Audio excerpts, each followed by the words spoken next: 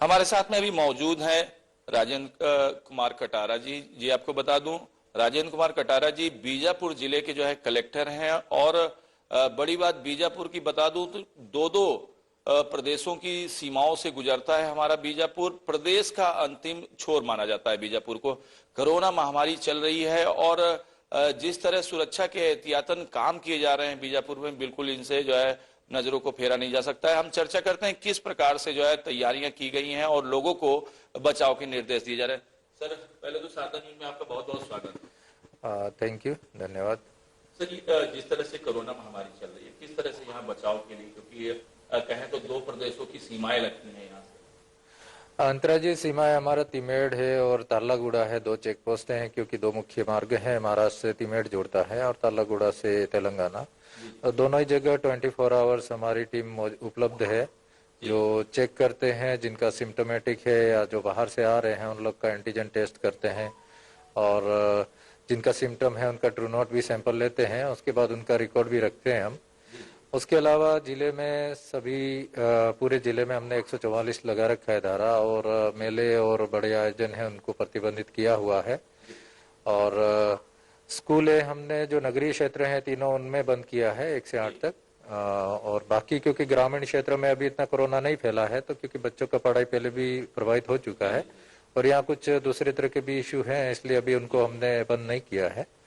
और नगरीय क्षेत्र में और गांव में हाट बाजार में समय समय पे हमारे बीजादूतर भी हैं, वॉलेंटियर हैं, है ना। और जो दूसरे मीडिया के साथी लोग हैं, पुलिस है, प्रशासन है, सभी लोग समझाइश दे रहे हैं लोगों को मास्क पहनने का, 2 गज दूरी का पालन करने का, सैनिटाइजेशन का। तो ये प्रिकॉशन पे हम कर रहे हैं ये सब। और अभी कोरोना में वृद्धि हुई है। अभी जो आज की टेस्टिंग जो हुई है उसमें 11% पॉजिटिविटी आई है। कोरोना तो बढ़ ही रहा है, उसके लिए हमारे पास पर्याप्त व्यवस्थाएं हैं, हॉस्पिटल में सभी सुविधाएं हैं।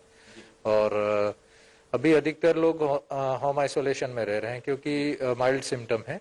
तो सीरियस होने पे या कोमोर्बिडिटी पे हॉस्पिटल में हम एडमिट करते हैं। तो ऐसा अभी इशू नहीं है, लेकिन लगातार निगाह रखे हुए हैं इसमें।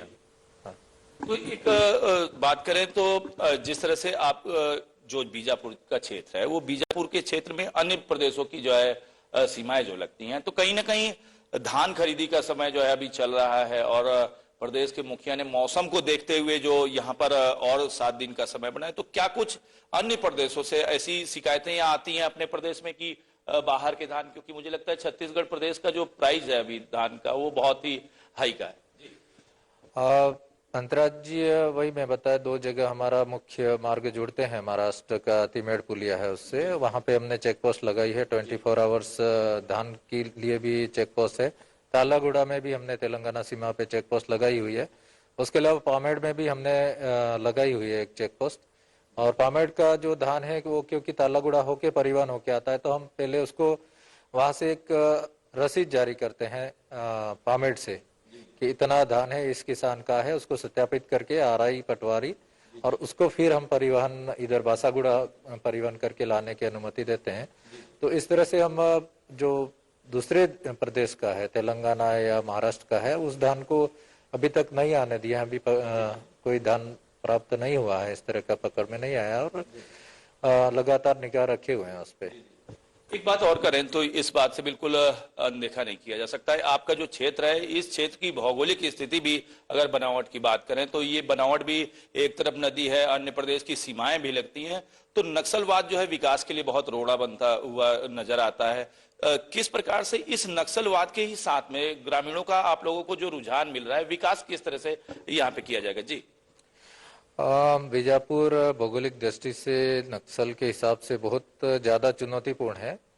बल्कि बीजापुर से यहाँ 5 किलोमीटर दूर भी समस्या होती है। मनकेली गोरना वाला जो एरिया है, वहाँ से एक सब इंजीनियर को भी पिछले 2 महीने पहले उसको ले लिया था उन्होंने, बंधक बनाया था। तो और क्योंकि नदियां हैं यहाँ पे, नदी क्रॉस करके, और जंगल है, जैसे इंद्रावती के उस पार भी हमारी पंचायतें हैं, तो माड़ का एरिया पड़ जाता है, तो वहाँ हमारा एक्सेस नहीं है। साउथ में भी पामगल का जो एरिया है ना, इधर पीडिया वाला, ये एक और एरिया है। तो लेकिन अभी कुछ लोगों से जो बात होती है हमारी, जब से मैं आया हूँ मैं समय समय पे जो विरोध प्रदर्शन करते हैं उन लोगों से भी बात किया था। फिर लोग अपने से बात करने के लिए भी मेरे से आए हैं और वो विकास चाह रहे हैं। तो हम जहाँ पॉसिबल है, जहाँ ग्रामीणों का सहयोग मिलता है वहाँ पे काम कर रहे हैं। और अ, अभी 3 पंचायतों में लोगों ने जैसा वो बताते हैं कि उन्होंने दूसरी तरफ से अंदर से बात किया हुआ है, तो उनको बेसिक सुविधाएं हैं, है ना, और रोड है, पीडीएस है, आंगनवाड़ी है, इनके लिए अनुमति मिल गई है, हम बना लेंगे। अगर ये कॉन्फिडेंस लेके आते हैं तो हम उनको तुरंत काम सैंक्शन दिए हैं और उन्होंने काम कर भी लिया है। और विकास चाहता है। हाँ, गांव विकास चाहता है और वो लोग भी एक सीमा से ज्यादा उनको नहीं दबा सकते, क्योंकि फिर विरोध विद्रोह उनको भी खतरा है, इसलिए वो फिर साइलेंट हो जाता है उस मोड पे, तो लोग फिर काम कर लेते हैं। तो यहाँ पे उस तरह से हम काम कर रहे हैं। जल्द बदल जाएगा बीजापुर। हाँ, प्रयास यही है, हम करेंगे प्रयास। प्रशासन लोगों के साथ मिलके, स्थानीय जनप्रतिनिधियों के साथ मिलके, और ग्रामीण जो हमसे आते हैं मांग करने इन चीजों का, तो उनसे बात करके हम जहाँ भी काम कर सकते हैं, जहाँ भी पॉसिबिलिटी है वहाँ पे हम सैंक्शन करके और काम कर रहे हैं। निर्माण के क्षेत्रों में ब्रिज का निर्माण हो रहा है। हाँ, उससे हमारी एक्सेसिबिलिटी उस तरफ बढ़ी है, हम आसानी से जा सकते हैं, काम को देख सकते हैं। क्योंकि अभी बीच में जैसे हमारे जिला स्तरीय अधिकारी है, उनको नक्सल की तरफ से ये निर्देश मिला था कि जिला स्तर का कोई अधिकारी नदी के इस तरफ नहीं आए। तो अभी जैसे नदी पे पुल बन गया है तो वो आसानी से जाके और निरीक्षण के आ सकते हैं। अदरवाइज क्योंकि नदी क्रॉस करना होता है डोंगी से, नाव से, तो उसमें खतरा रहता है। सुरक्षा भी बहुत ज्यादा जरूरी है। हाँ, बिल्कुल जरूरी है। और अभी हम जैसे भोपालपट्टनम का एक सांड्रा एरिया है जो हमारा तेलंगाना से जुड़ता है, उधर नारायणपुर के इस तरफ इंद्रावती का जो कॉर्नर एकदम बनता है, उस एरिया में हमने अभी उप स्वास्थ्य केंद्र, आंगनवाड़ी जो बन गया है उसमें शुरू किया है। अभी सामान पहुंच चुका है, नर्स लोग भी पहुंचे हैं, वहाँ ड्यूटी कर रहे हैं। तो ऐसे जो सेवाएं हम दे सकते हैं, जहाँ एक्सेसिबिलिटी है, जहाँ वो ज्यादा विरोध नहीं है, तो उन कामों को, उन सेवाओं को हम प्राथमिकता से उन क्षेत्रों में पहुंचा रहे हैं। एक बड़ी खुशी की बात है, आपके क्षेत्र में कुछ बाघ के शावक भी देखने को मिले थे और कयास ये लगाए जा रहे हैं कि शेरों की भी संख्या जो है इसमें बढ़ रही है। तो क्या पर्यटन की दृष्टिकोण से अगर देखें, क्योंकि देखें तो बहुत सारी चित्रें भी वायरल हो रही हैं, तो क्या कुछ आगे जो जिला प्रशासन है प्रयास करेगी इस पर्यटन को बढ़ाने के लिए? संभावनाएं पर्यटन की बहुत है बीजापुर में, लेकिन वही थोड़ा संवेदनशील क्षेत्र है। तो जहां हम सुरक्षा दे सकते हैं या जहाँ पे हम खतरा है, वहां पे हम पर्यटन क्षेत्र के रूप में विकास के लिए प्रयास कर रहे हैं। जैसे भद्रकाली में सीएम महोदय ने घोषणा किया था, उसको अपन विकसित कर रहे हैं। धार्मिक स्थल है, पर्यटन स्थल है, दोनों रूप में। ऐसे ही हमारा मंगलनार एरिया है, वहाँ पे कुछ हट्स बनाने का प्लान है, वहाँ कुछ डेवलप करेंगे।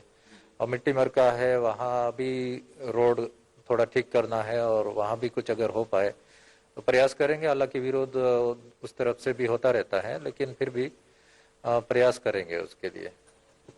जी, बता दूं, आज ये थे हमारे साथ में राजेंद्र कुमार कटारा जी, और इन्होंने बताया कि इस बड़े संवेदनशील क्षेत्र में जहां बीजापुर की भौगोलिक स्थिति भी एक तरफ नदियों से और एक तरफ अन्य प्रदेशों से घिरी हुई है, इनमें प्रयास करने जो है किया जा रहा है कि लोगों को ज्यादा से ज्यादा रोजगार दिया जाए और बीजापुर का बदलाव किया जाए। मैं अर्जुन पांडे, साधना न्यूज, बीजापुर।